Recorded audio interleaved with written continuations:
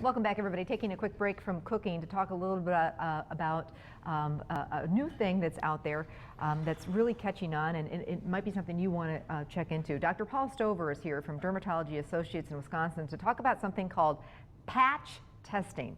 Good morning, doctor. Good morning.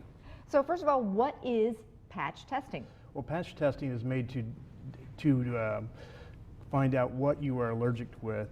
Like poison ivy, for instance. Everybody knows what poison ivy is. That's a form of contact dermatitis. And contact dermatitis is a delayed kind of skin reaction which occurs after you come into contact with a chemical such as poison ivy.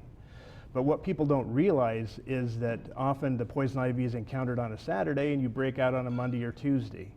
That same thing can happen with some of the products that we use on a daily basis, some metals, some things that are preservatives and cosmetics, even some things you cook with, like cinnamon, for instance, or mango peels, or things like this.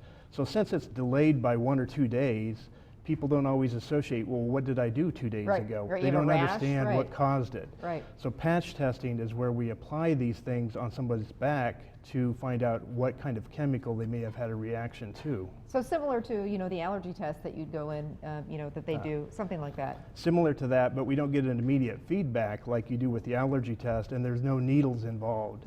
This is simply applying the chemicals on somebody's back and putting some tape system over this, which we leave on for 24 to 48 hours. We then take that off and we look at it to see if there's a reaction, and usually look at it one more time 1 or 2 days later. How interesting. Wow. Okay, so who should be patch tested? What type of person are we talking about?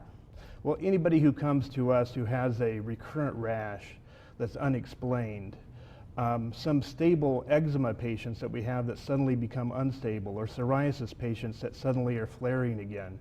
We find out that they may be allergic to some things that are in soap products, shampoos, cosmetics, metals.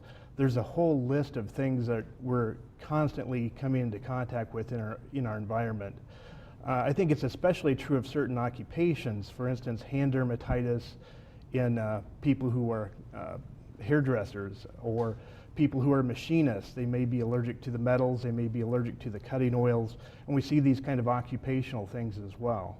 So you already kind of went through what happens during the appointment, and that you do the testing on the back. The results, and sometimes I'm sure it can be life-changing for the people that come in there and finally get this done. Right. Sometimes it's actually career-ending. For instance, hairdressers that become allergic to hair dye. They'll break out to hair dye even months later from anybody's hair that they're cutting. So that's an occupation changer, and it's true for machinists as well when they become allergic to things like cobalt. What we do here, though, is the American Contact Dermatitis Society maintains an extensive list of chemicals that are in various use products, and if we find out that people are allergic to preservatives in their shampoo or soaps, we can print out a list of things that are free of that substance.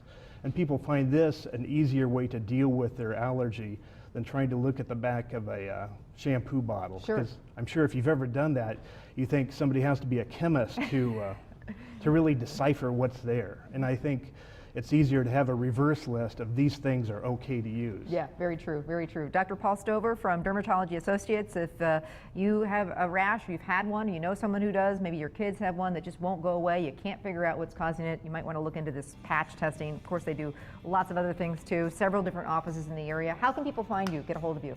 Well, people can find us at dermwisconsin.com. But that's probably the easiest way. We have multiple offices around town and in the northeast section of Wisconsin. All right, thanks so much, appreciate it. Thank you.